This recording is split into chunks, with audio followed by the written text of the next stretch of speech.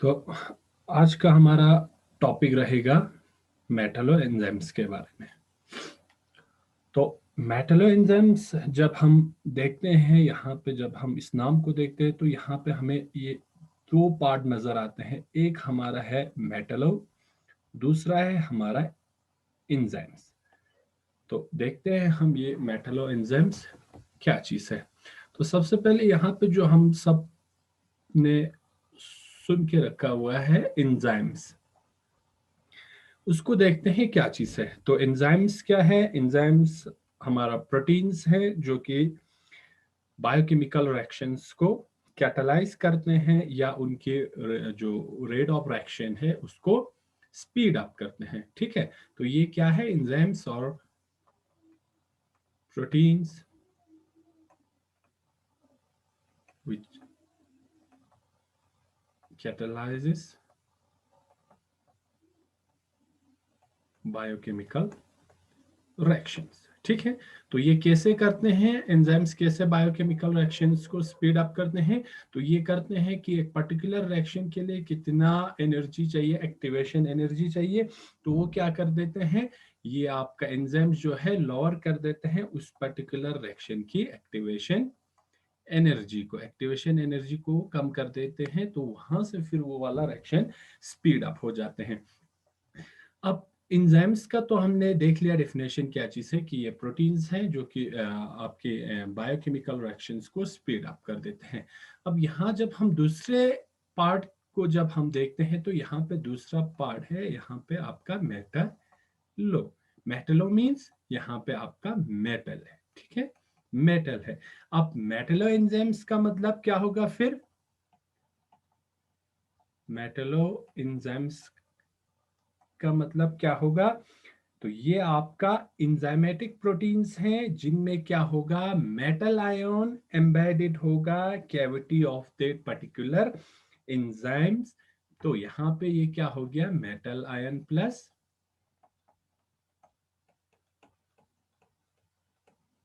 Enzyme. जब metal ion और enzyme combine होते हैं तो वो आपका बनता है मेटलो एंजाइम। मींस यहाँ पे एंजाइम्स की सेंट्रल कैविटीज में डिफरेंट मेटल्स आयन प्रेजेंट रहेंगे और उस पर्टिकुलर मेटल आयन का अपना डिफरेंट फंक्शंस होंगे। तो इस जो एंजाइम्स के डिफरेंट डोनर एटम्स के साथ आपका मेटल आयन के साथ क्या रहेगा, बॉन्डिंग रहता है। ठीक है, तो यहाँ पे जो आपका प्रोटीन पार्ट रहेंगे या एंजाइम्स का जो एंजाइम का जो मेन पोर्शन रहेंगे, प्रोटीन रहेंगे, इसको हम कहते हैं एपो एंजाइम भी कहते हैं। और यहाँ पे जब मेटल आयन और प्रोटीन दोनों कंबाइन हो जाते हैं तो इनको हम दोनों को मिला के हम इसको कभी कभी प्रोस्थेटिक ग्रुप भी कहते हैं। क्या कहते हैं? प्रोस्थेटिक ग्रुप कहते हैं। ठीक है, तो ये था जनरल एक इंट्रोडक्शन अबाउट मेटलो एंजाइम्स के बारे में। अब हम पढ़ने जा रहे हैं डिफरेंट मेटलो एंजाइम्स कि उनका फंक्शन क्या होगा, फिर इनका स्ट्रक्चर्स कैसे रहेंगे और उनका स्ट्रक्चर और एक्टिविटी में रिलेशनशिप क्या रहता है, वो हम पढ़ने जा रहे हैं। ठीक है, तो सबसे पहला जो हमारा मेटलो एंजाइम्स जिसके बारे में हम डिस्कस करने जा रहे हैं वो हमारा रहेगा जिंक मेटलो एंजाइम्स। मींस जो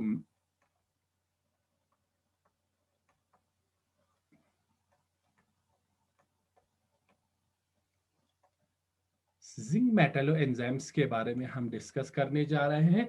इनके बारे में हम सबसे पहले इंट्रोडक्शन देखेंगे, जो भी मेटलो एंजाइम्स हम देखेंगे, इसके बाद उसका हम स्ट्रक्चर के बारे में एंड देन फाइनली हम उसके फंक्शंस के बारे में डिस्कस करेंगे। तो सबसे पहले जो हम zinc metallo enzymes, to zinc metallo enzymes के बारे में हम डिस्कस करने जा रहे हैं। एक आपका रहेगा कार्बोक्सी पेप्टाइडेज ए एंजाइम, और सेकंड हम कार्बोनिक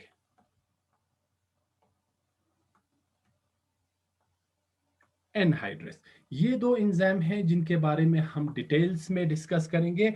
अब हमने इनको यहाँ पे लिखा है जिंक मेटलो एंजाइम, मींस दोनों यहाँ पे बहुत in carboxypeptidase as well as carbonic anhydrase. यहाँ पे जो हमारा एक्टिव सेंटर जो रहेंगे, एक्टिव साइट जो रहेंगे या एक्टिव जो सेंटर रहेंगे, या हमने कहा कि मेटल एंजाइम्स में metal present, metal ion present रहते हैं, वो यहाँ पे रहेंगे हमारा जिंक आयन। इसीलिए इनको हम जिंक मेटलो एंजाइम्स भी कहते हैं, क्योंकि दोनों carboxy peptides as well as carbonic anhydrase में हमारा एक्टिव जो मेटल आयन या एक्टिव साइट जहां पे रिएक्शन होता है, वो आपका जिंक आयन प्रेजेंट रहते हैं। तो पहले हम डिटेल्स में देखेंगे आपका कार्बोक्सी पेप्टाइडाइज के बारे में। कार्बोक्सी पेप्टाइडाइज क्या चीज है, कार्बोक्सी पेप्टाइडाइज का स्ट्रक्चर क्या है, और कार्बोक्सी पेप्टाइडाइज का फंक्शन क्या है, तो इसके बारे में हम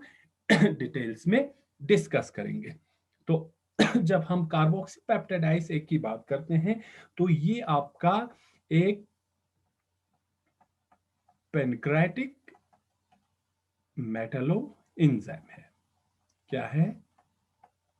pancreatic Metlo enzyme. Means pancreatic means ये आपके एनिमल्स के पेनक्रियास में पाया जाता है। इनको हम पेनक्रेटिक मेटलो एंजाइम्स क्यों कहते हैं? क्योंकि ये जो एंजाइम जो है कार्बोक्सी पेप्टाइडाइज है, वो आपका पाया जाता है फाउंड इन पेनक्रियास ऑफ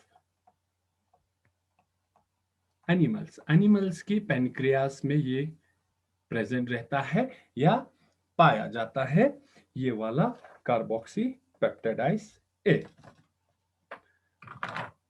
और अगर हम कार्बोक्सी पेप्टाइडाइज की एंजाइम्स की बात करें, तो ये एंजाइम जो है मोलर मास इसका लगभग 34,800 के करीब पाया जाता है, और इसमें लगभग आपका 307 अमाइनो एसिड्स प्रेजेंट रहते हैं।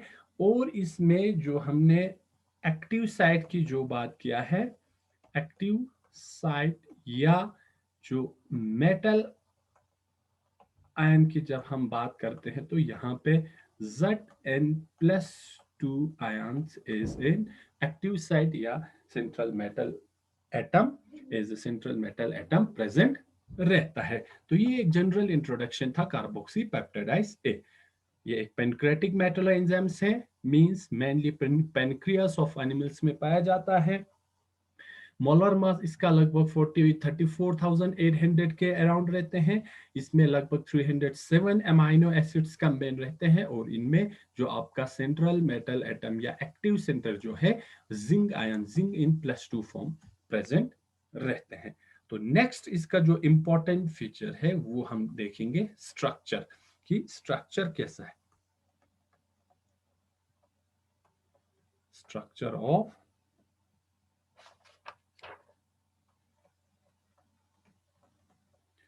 कार्बोक्सी पेप्टाइडाइज ए। क्या स्ट्रक्चर है कार्बोक्सी पेप्टाइडाइज ए का? तो कार्बोक्सी पेप्टाइडाइज ए की जब हम स्ट्रक्चर की बात करते हैं, तो ऑलरेडी हमने देखा कि यहाँ पे इसका जो सेंट्रल मेटल आयन जो है वो जिंक है। जिंक+2 ion as a central metal atom present रहते हैं, और इसका जो स्ट्रक्चर है ये लगभग टेट्राहाइड्रल स्ट्रक्चर या टेट्राहाइड्रन की फॉर्म में एग्जिस्ट करते हैं। तो यहाँ पे ये जिंक जो सेंट्रल मेटल एटम है फर्दर कोऑर्डिनेट रहता है nitrogen atom of 2 हिस्टाडीन amino acids. ऐसे आपका हिस्टाडीन अमाइनो एसिड्स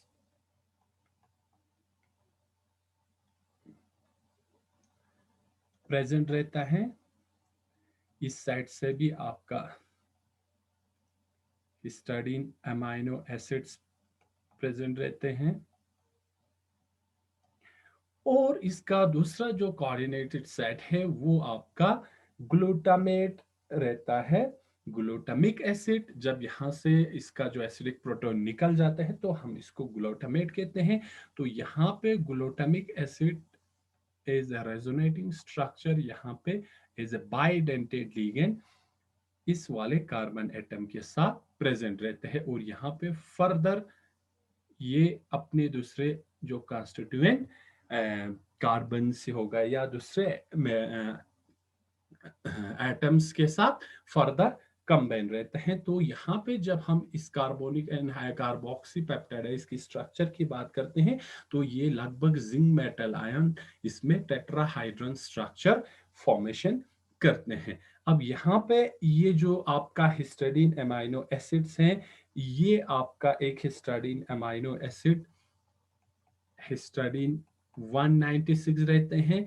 दूसरा जो ये हिस्टाडीन अमाइनो एसिड्स है ये हिस्टाडीन 69 रेसिड्यू रखते हैं, इसको हम लिखते हैं रेसिड्यू।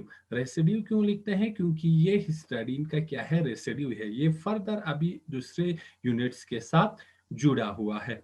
और यहाँ पे ये जो थर्ड जो लिगेंड था ये ग्लूटामिक एसिड था। नाउ यहाँ पे ग्लूटामिक एसिड का जो प्रोटोन निकल गया है तो ये कोऑर्डिनेट कर रहा है इस ग्लूटामेट। तो ये जो है आपका ग्लूटामेट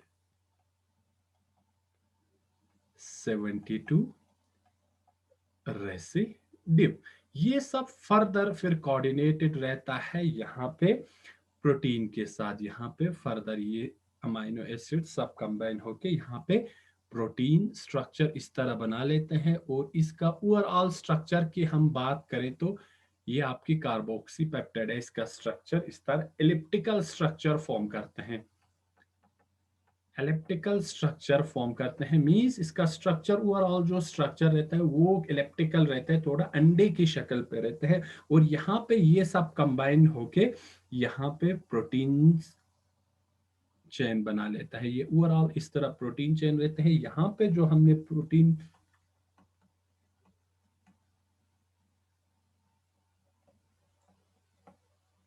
पोर्शंस ऑफ एंजाइम का प्रोटीन पोर्शन रहता है, और इसमें हमने बताया कि यहाँ पे लगभग 307 अमाइनो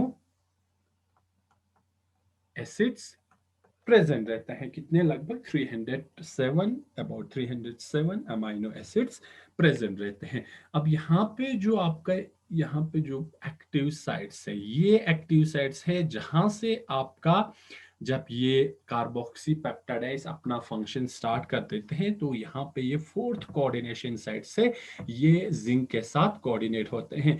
तो जब तक ये इनएक्टिव फॉर्म में रहते हैं मींस जब तक ये किसी रिएक्शन में पार्टिसिपेट नहीं करते हैं तो ये जो फोर्थ कोऑर्डिनेशन साइट है ये वाटर ऑक्युपाई कर लेता है, H2O वाटर ऑक्युपाई करता है। और यहाँ पे इसको हम ऐसे, क्योंकि यहाँ पे कार्बन की वैलेंसी की बात है तो यहाँ पे जो नेगेटिव चार्ज है ये ओवरऑल रेजोनेट करते हैं ये दोनों ऑक्सीजन और कार्बन के बीच में। तो ये है एक simple structure of carboxypeptidase A, जिसमें हमने देखा कि जो सेंट्रल मेटल एटम जो है या सेंट्रल मेटल आयन जो है Zn+2 है, ये फर्दर कोऑर्डिनेटेड रहते हैं to histidine amino acids residue, which one is histidine 196 residue and the another one is histidine 69 residue. The third जो लिगेंड है वो आपका ग्लूटामेट अमाइनो एसिड्स हैं जिसमें आपका ग्लूटामेट 72 रेसिड्यू रहते हैं। और जो मेन जो कोऑर्डिनेशन जहां पे एक्टिव साइट्स हैं वो इन एक्टिव फॉर्म में वाटर ऑक्युपाई कर लेते हैं। जब ये फंक्शन अपना स्टार्ट करते हैं तो यहाँ पे एक्चुअल में जहां पे वो रिएक्शन होना है वो वाला पोर्शन इस साइड से फोर्थ कोऑर्डिनेशन साइड से यहाँ पे रिएक्शन या कोऑर्डिनेशन शो अप करते हैं। तो ये था कि structure of carboxypeptidase A, जिसमें हमने देखा कि जिंक कोऑर्डिनेट रहता है दिस अमाइनो एसिड्स के साथ, और ये ओवरऑल स्ट्रक्चर एक एलिप्टिकल स्ट्रक्चर अंडे की फॉर्म का स्ट्रक्चर बना लेते हैं जिनमें आपका प्रोटीन्स जो पोर्शन में लगभग 300 अमाइनो एसिड्स प्रेजेंट रहता है। ठीक है, तो ये था का structure of carboxy peptides. Now सबसे इंपॉर्टेंट जो पार्ट है वो आता है कि फंक्शंस क्या है, function of enzyme carboxy peptidase A.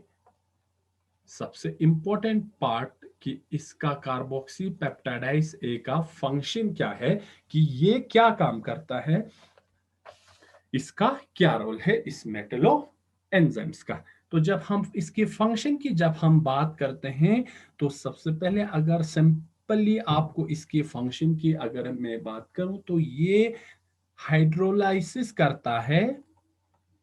Hydrolysis means break करता है of peptide bond. Hydrolysis of peptide bond. अब हाइड्रोलाइसिस मींस ब्रेक करना, कि पेप्टाइड बॉन्ड्स को ब्रेक करते हैं। अब पेप्टाइड बॉन्ड कहाँ पे प्रेजेंट रहते हैं? पेप्टाइड बॉन्ड मींस आपकी प्रोटीन्स में। प्रोटीन्स कैसे बनते हैं? जब आपका अमाइनो एसिड्स कंबाइन होते हैं तो प्रोटीन बनते हैं। तो यह कार्बोक्सी पेप्टाइडाइज ये क्या करते हैं कि ये हमारे बॉडी में प्रोटीन्स को ब्रेक करते हैं इंडिविजुअल्स अमाइनो एसिड्स में। अब यहाँ पे एक इंपॉर्टेंट बात जो कि ध्यान में रखना है कि ये कैसे ब्रेक करते हैं, कि ये जो एंजाइम्स है carboxy peptidase A peptide bond को हाइड्रोलाइसिस करते हैं, ब्रेक करते हैं। कहां पे? At the C terminal, C side से, मींस कार्बोक्सी टर्मिनल साइड से ये, but one amino acid at a time, at a time. कहने का क्या मतलब है कि ये कार्बोक्सी पेप्टाइडाइज एंजाइम्स जो है वो आपके पेप्टाइड बॉन्ड को ब्रेक करते हैं, मींस प्रोटीन में से आपके अमाइनो एसिड्स को ब्रेक करते हैं। किस साइड से? C terminal of the amino acid, amino acid या प्रोटीन के सी टर्मिनल वाले साइड से। और एक amino acids at a time ही ब्रेक करेंगे, एक से ज्यादा अमाइनो एसिड्स ब्रेक नहीं करते हैं एट ए टाइम। एक टाइम पे सिर्फ एक amino acids towards the C terminal side से ये क्या करेंगे? ब्रेक करेंगे। अब हम देखेंगे ये सी टर्मिनल्स क्या है और पेप्टाइड बॉन्ड बनता कैसा है। तो जब हम अमाइनो एसिड्स की बात करते हैं, तो ऑलरेडी हमने अमाइनो एसिड्स की स्ट्रक्चर देखा है वो कैसे बनता है। इनमें एक आपका अमाइनो ग्रुप रहते हैं, ठीक है, सी एच, इसको हम ऐसे रिप्रेजेंट करते हैं। आर, आर ये हमारा वेरिएबल ग्रुप है, और दूसरा साइड से हमारा क्या रहता है? इस तरह कार्बोक्सिल ग्रुप रहते हैं। तो इस तरह जब आपका डिफरेंट अमाइनो एसिड्स कंबाइन होते हैं, तो यहाँ पे आपका फॉर्म होता है प्रोटीन्स या प्रोटीन। अगर हम यहाँ पे 3 अमाइनो एसिड्स ड्रॉ करते हैं, COOH means 1 amino acids, 2 amino acids, 3 amino acids, जिनमें ये R क्या होगा? डिपेंड करेंगे कि कौन सा अमाइनो एसिड्स हैं, और वहां पे ये क्या डिफरेंट ग्रुप्स प्रेजेंट होंगे। अब यहाँ पे क्या होता है? कंडेंसेशन रिएक्शन होता है इस तरह, H2O यहाँ से निकल जाते हैं, माइनस H2O। तो यहाँ पे अमाइनो एसिड्स कंबाइन होके आपका क्या करेगा? प्रोटीन की फॉर्मेशन करेंगे, CO यहाँ पे फिर NH, ठीक है, CHR, C double bond O, फिर यहाँ से वाटर निकल जाएंगे, यहाँ पे आपका NH रहेंगे, CH रहेंगे, R, C double bond OH। अब यहाँ पे ये 3 जो अमाइनो एसिड्स कंबाइन होके आपका एक प्रोटीन की फॉर्मेशन हो गया है। अब यहाँ पे प्रोटीन की जब फॉर्मेशन होते हैं, तो हमने देखा यहाँ कंडेंसेशन रिएक्शन होने के बाद यहाँ पे CONH जो बनते हैं, इसी को हम कहते हैं पेप्टाइड बॉन्ड या amide linkage. Amide linkage CONH, यहाँ पे भी CONH। जब 2 अमाइनो एसिड्स कंबाइन होते हैं तो प्रोटीन फॉर्मेशन होते हैं, और वहां पे आपका अमाइड लिंकेज बनते हैं, जिसे हम पेप्टाइड बॉन्ड बी कहते हैं, पेप्टाइड बॉन्ड बी कहते हैं। अब हमने बताया कि ये आपका कार्बोक्सी पेप्टाइडाइज जो है वो पेप्टाइड बॉन्ड को हाइड्रोलाइज करते हैं, ब्रेक करते हैं टुवर्ड्स या from the C terminal side. अब हमने देखा कि ये हमारा एक कंप्लीट प्रोटीन बन चुका है। अब यहाँ पे एक टर्मिनल साइड से आपका एमाइनो ग्रुप है, दूसरा टर्मिनल साइड पे आपका कार्बोक्सिल ग्रुप है। अब जहां जिस साइड पे कार्बोक्सिल ग्रुप से एंड होते हैं, इस वाले एंड को हम सी टर्मिनल कहते हैं, और जहां पे हमारा दूसरा साइड जो amino group towards amino group के साथ एंड हुआ है, इसको हम एन टर्मिनल कहते हैं। प्रोटीन्स में जहां पे आपका अमाइनो ग्रुप रहेंगे उस साइड को हम एन टर्मिनल कहते हैं, और जहां पे आपका कार्बोक्सिल ग्रुप है उसको हम सी टर्मिनल कहते हैं। अब हमने बताया कि ये जो आपका कार्बोक्सी पेप्टाइडाइस है, ये हमारे प्रोटीन्स को ब्रेक अप करते हैं इंडिविजुअल अमाइनो एसिड्स में।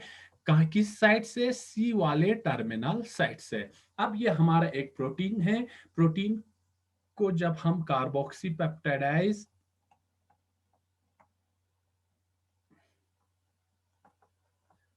पेप्टाइडाइज ए एंजाइम इस प्रोटीन पे अप्लाई करेंगे, तो ये क्या करेंगे, हमारे सी वाले टर्मिनल साइड से, इस वाले टर्मिनल साइड से इस वाले प्रोटीन को ब्रेक करना स्टार्ट कर देंगे। अब जब हम इस वाले प्रोटीन पे कार्बोक्सी पेप्टाइडाइज अप्लाई करेंगे, तो हमारा ऐसा कुछ प्रोटीन बन जाएंगे, NH2CHR C double bond ONH CHR COOH plus इस वाले अमाइनो एसिड्स को इस वाले प्रोटीन चेन से क्या कर देंगे, अलग कर देंगे, COOH। ठीक है। अब यहाँ पे ये H और ये H, या ये OH और ये H2 कहाँ से आते हैं?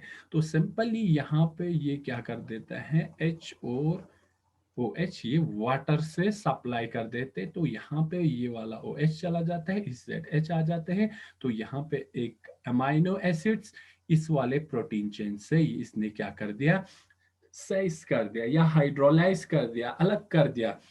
अलग किस साइड से करेंगे? सी वाले टर्मिनल साइड से। इस साइड से ये नहीं करेंगे, क्योंकि एन टर्मिनल साइड से इसको हाइड्रोलाइज करने के लिए अलग प्रोटीन होते हैं। सी वाले टर्मिनल साइड से हाइड्रोलाइज करने के लिए हमारे पास एंजाइम है अवेलेबल, कार्बोक्सी पेप्टाइडाइज। ये फिर आपका स्ट्रक्चरल डिटर्मिनेशन ऑफ का पेप्टाइड्स या प्रोटीन्स में भी इसका इंपॉर्टेंस रहते हैं, कि हम पर्टिकुलर एक प्रोटीन को सी वाले टर्मिनल साइड से अगर आपको हाइड्रोलाइज करना है, तो आप कार्बोक्सी पेप्टाइडाइज ए यूज करेंगे।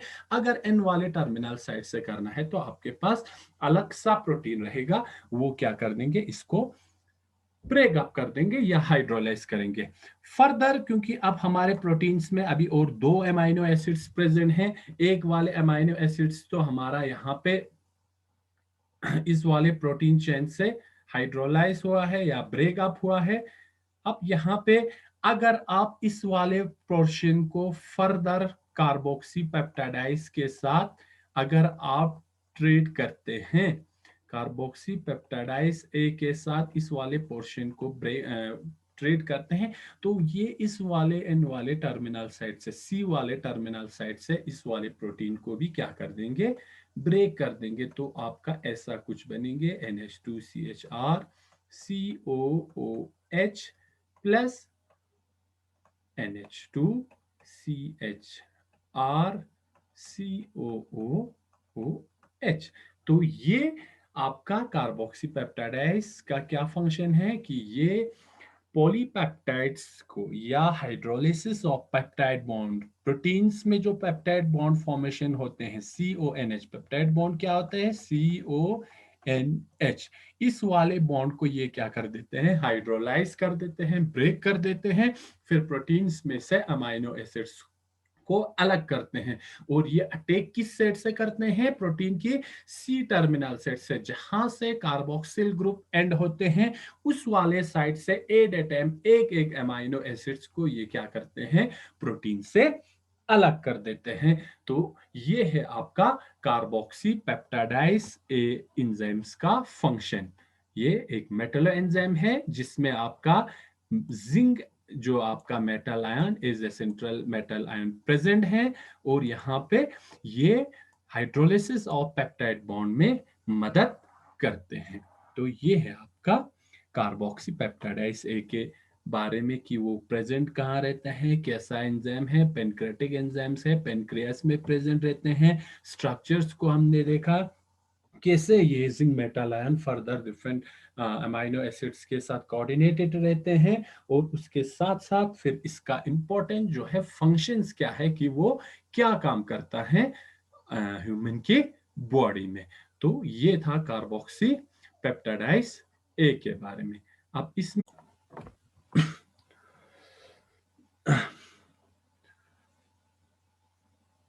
हेलो, तो अब हम डिस्कस करेंगे अबाउट अनदर मेटलो एंजाइम्स जिसका नाम है कार्बोनिक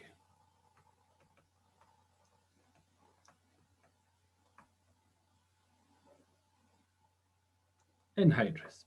कार्बोनिक एनहाइड्रेस के बारे में हम डिटेल्स में डिस्कस करेंगे। कार्बोनिक एनहाइड्रेस क्या चीज है, कौन सा एंजाइम है, क्या स्ट्रक्चर्स है कार्बोनिक एनहाइड्रेस का, और क्या फंक्शन है इस वाले कार्बोनिक एनहाइड्रेस का। ठीक है, तो और ये काम क्या करते हैं। तो जब हम देखते हैं कि ह्यूमन बॉडी में या एनिमल्स की बॉडी में जब रेस्पिरेशन होते हैं, तो वहां पे बाय प्रोडक्ट जो निकलता है वो निकलता है CO2। अब बॉडी में या एनिमल्स के बॉडी में क्या होता है कि इस वाले CO2 को बॉडी से बाहर निकालना है। ठीक है, इसकी जरूरत नहीं है, तो इसको कैसे निकालेंगे। CO2 तो डायरेक्ट ऐसे ही निकल नहीं जाते हैं, तो ये क्या करते हैं, वाटर के साथ कंबाइन होते हैं, और वाटर के साथ कंबाइन होने के बाद ये बनाता है HCO3 minus plus H plus, या हम ऐसे भी लिख सकते हैं H2CO3 बाइकार्बोनेट बना लेते हैं, तो इसके फॉर्म में ये क्या हो जाते हैं, बॉडी से निकल जाते हैं। ठीक है, अब हमें देखना है कि ये जो फॉरवर्ड डायरेक्शन है CO2 प्लस H2O कब बनते हैं, और H2CO3 से वापस CO2 कब बनेंगे। तो हमें पता है कि आरबीसी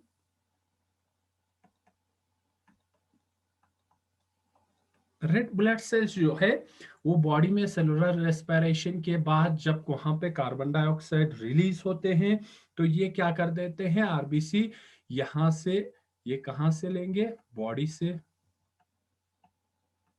टिश्यूज से। आरबीसी यहाँ पे CO2 और वाटर कंबाइन होने के बाद जब ये बाइकार्बोनेट बनता है, HCO3 बनते हैं, तो ये आरबीसी HCO3 को लेके यहां से चले जाएंगे कहां पे, लंग्स पे। ठीक है, बॉडी के tissue different parts of the body से आरबीसी इस वाले कार्बन डाइऑक्साइड को सॉल्युबल फॉर्म में HCO3 के फॉर्म में कंबाइन करके, ठीक है, ये ले आएंगे लंग्स तक।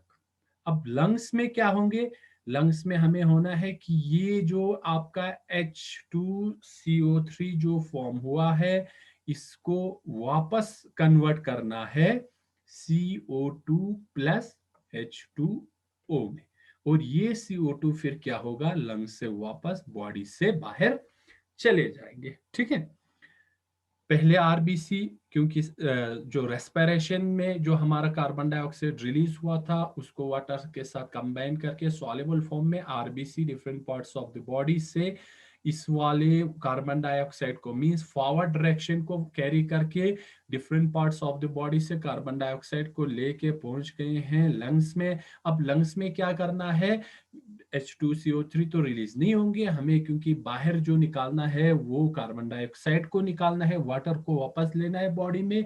तो ये H2CO3 वापस कन्वर्ट होंगे कार्बन डाइऑक्साइड प्लस वाटर में। अब ये जो forward direction CO2 plus H2O से HCO3 माइनस या H प्लस या H2CO3 का बनना, और वापस लंग्स में जाके H2CO3 वापस कन्वर्ट होके कार्बन डाइऑक्साइड प्लस वाटर में कन्वर्ट होके कार्बन डाइऑक्साइड को बॉडी से बाहर निकालना। इस रिएक्शन को कैटालाइज करते हैं आपका जो मेटलो एंजाइम है, कार्बोक्सी कार्बोनिक एनहाइड्रेस। इस वाले रिएक्शन को आपका कार्बोनिक एनहाइड्रेस एंजाइम्स जो है कैटालाइज करते हैं। और ये जो इसका कैटालिटिक एक्टिविटी अगर हम देखें तो ये इस वाले रिएक्शन की रेट को अराउंड 1 मिलियन टाइम्स क्या करते हैं, स्पीड अप करते हैं। अगर हम नॉर्मल बात करें कि carbon dioxide plus water combine होकर बाइकार्बोनेट बनेंगे, फिर वापस बाइकार्बोनेट से कार्बन डाइऑक्साइड और वाटर बन के रिलीज होंगे, कार्बन डाइऑक्साइड बॉडी से रिलीज होंगे। तो अगर हम विदाउट इस कार्बोनिक एनहाइड्रेस एंजाइम की मदद के बगैर अगर हम ये माने कि एनिमल्स जब सांस लेंगे या रेस्पिरेशन के बाद इस कार्बन डाइऑक्साइड को बाहर निकालना है, तो ये बहुत स्लो प्रोसेस है। ठीक है, ये वाला process without this uncatalysed reaction की अगर हम बात करें तो ये बहुत स्लो प्रोसेस है। मींस अगर विदाउट दिस कार्बोनिक एनहाइड्रेस ये वाला रिएक्शन ह्यूमन बॉडी में होते या एनिमल्स की बॉडी में होते हैं तो उसका जिंदा रहना मुश्किल है यहाँ पे, क्योंकि ये बहुत स्लो रिएक्शन है। लेकिन जब ये कार्बोनिक एनहाइड्रेस एंजाइम एक्ट करते हैं, अपना काम करते हैं, तो ये लगभग इस वाले रिएक्शन की रेट को around 1 million times means 10 lakh times ये क्या कर देते हैं, इस वाले रिएक्शन रेट को क्या कर देते हैं, स्पीड अप कर देते हैं। कार्बन डाइऑक्साइड और वाटर मिलके कार्बोनेट बनना, बाइकार्बोनेट सॉल्युबल फॉर्म का बनना, फिर आरबीसी इसको लेके लंग्स तक आ जाना और वापस लंग्स में रिवर्सिबल रिएक्शन होके बाइकार्बोनेट से कार्बन डाइऑक्साइड और वाटर का बनना, फिर वापस बॉडी से ये कार्बन डाइऑक्साइड का रिलीज होना। इस वाले ओवरऑल रेट को क्या कर देते हैं, ये वाला कार्बोनिक एनहाइड्रेस कैटालाइज कर देते हैं, स्पीड अप कर देते हैं। तो ये है कार्बोनिक एनहाइड्रेस का मेन फंक्शन। ठीक है, अब हम देखते हैं इसका स्ट्रक्चर, कार्बोनिक एनहाइड्रेस का स्ट्रक्चर क्या है। Structure of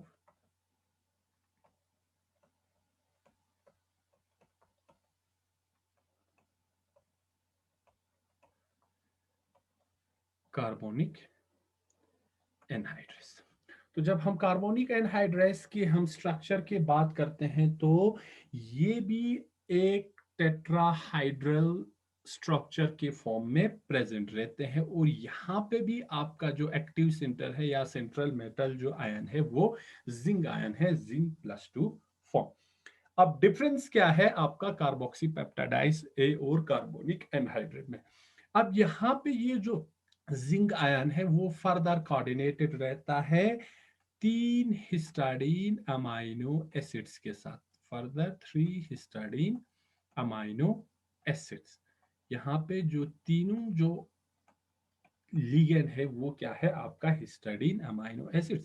और जो फोर्थ जो कोऑर्डिनेशन साइट है जहां पे एक्चुअल कोऑर्डिनेट रहता है, रिएक्शन होता है, वो वाला ये वाटर ऑक्युपाई करते हैं, वाटर ऑक्युपाई करते हैं। यहाँ पे हिस्टाडीन जो है, एक हिस्टाडीन आपका हिस्टाडीन 94 रेसिड्यू है, दूसरा हिस्टाडीन आपका हिस्टाडीन 96 रेसिड्यू है, और थर्ड जो हिस्टाडीन है वो हिस्टाडीन 1109 रेसिड्यू प्रेजेंट रहते हैं। और यहाँ पे ये nitrogen of this imidazole ring या इमिडाजोल अमाइनो एसिड्स इस वाले जिंक मेटल आयन के साथ कोऑर्डिनेट रहते हैं।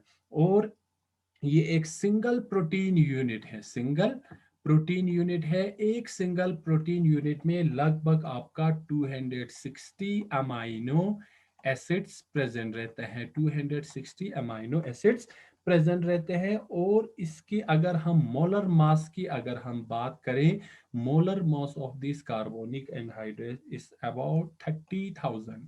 कितना रहता है, 30,000 रहते हैं। ठीक है, अब ये था स्ट्रक्चर ऑफ कार्बोनिक एनहाइड्रेस, जिसमें आपका जिंक मेटल आयन है as a central metal ion, metallo enzymes of zinc, इसीलिए हमने इसको लिखा है मेटलो एंजाइम ऑफ जिंक। दोनों में सेंट्रल मेटल एटम आपका जिंक प्रेजेंट है, ठीक है। 4 कोऑर्डिनेशन साइट यहाँ पे वाटर ऑक्युपाई करते हैं दोनों में। अब डिफरेंस क्या है, कार्बोक्सी पेप्टाइडाइज में हमने देखा वहां पे एक जो अमाइनो एसिड्स यहाँ पे था वो था ग्लूटामेट।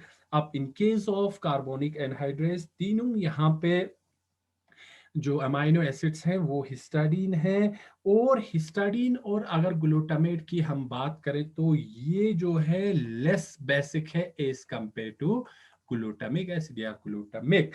ग्लूटामिक एसिड से कम बेसिक है आपका हिस्टाडीन अमाइनो एसिड्स। इसकी वजह से क्या होता है कि यहाँ पे जो है जिंक मेटल आयन पे ज्यादा पुश रहता है इस वाले 3 हिस्टाडीन अमाइनो एसिड्स की। तो इसी वजह से यहाँ पे आपका मोर इलेक्ट्रोनेगेटिव बन जाता है, ठीक है। आपका zinc ion Zn+2 becomes more electronegative, ज्यादा इलेक्ट्रोनेगेटिविटी हो जाता है आपका ये सेंट्रल मेटल आयन जो कि जिंक आयन है टुवार्ड्स द 4 कोऑर्डिनेशन सेट। किसके जानिब? टुवार्ड्स 4th कोऑर्डिनेशन साइट, जो कि वाटर ने क्या है ऑक्युपाई किया हुआ है।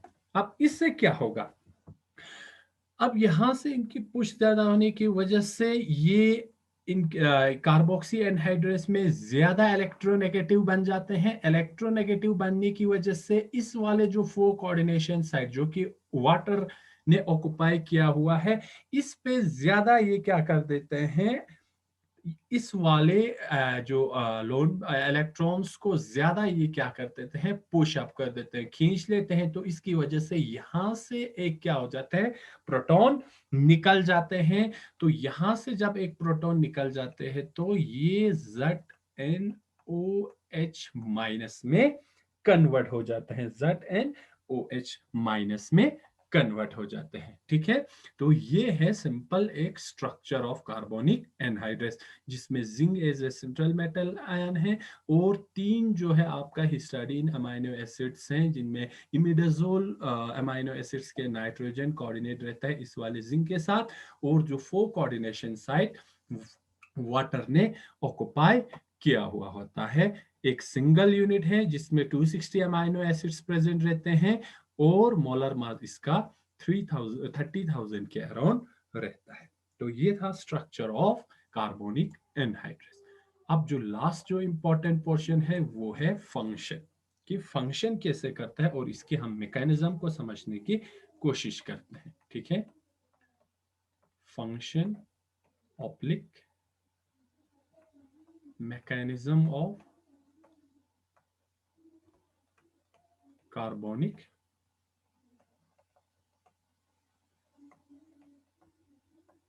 एनहाइड्रेस। कार्बोनिक एनहाइड्रेस की मैकेनिज्म क्या है और वो कैसे काम करते हैं इस वाले कार्बन डाइऑक्साइड को निकालने में, और कार्बन डाइऑक्साइड के साथ कंबाइन होके bicarbonate soluble form of carbon dioxide, जिसे हम बाइकार्बोनेट कहते हैं, उसकी फॉर्मेशन में।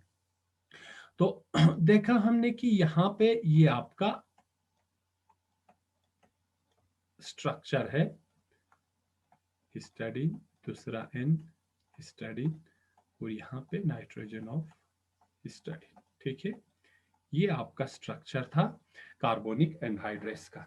अब हमने बताया क्योंकि इसकी बेसिसिटी कम होने की वजह से ये क्या कर देते हैं, इस वाले जो 4th कोऑर्डिनेशन सेट पे इसका जो अट्रैक्शन है वो ज्यादा हो जाते हैं, और ये क्या कर देते हैं, कार्बन डाइऑक्साइड के प्रेजेंस में एक प्रोटॉन यहाँ से निकल जाता है, तो आपका स्ट्रक्चर जो है चेंज हो जाता है इस तरह, OH माइनस, ठीक है।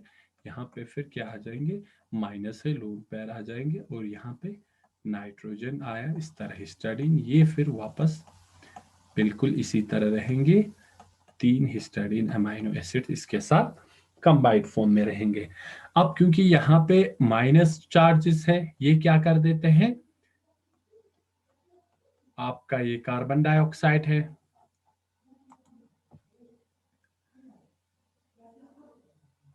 CO2 का स्ट्रक्चर इस तरह रहेगा, ठीक है। अब ये क्या कर देते हैं, अपना ये जो लोन पेयर है वो इस वाले कार्बन डाइऑक्साइड के साथ कंबाइन हो जाते हैं, ठीक है। अब यहाँ पे क्योंकि ये डबल बॉन्ड शिफ्ट हो जाएंगे, अब या तो इस तरह होंगे या नीचे की ओर होंगे, दोनों तरफ शिफ्ट हो जाते हैं, तो अब ये ऐसे कन्वर्ट हो जाता है ZN। ये तीन जो है आपका हिस्टडीन अमाइनो एसिड्स बिल्कुल इसी तरह रहेंगे।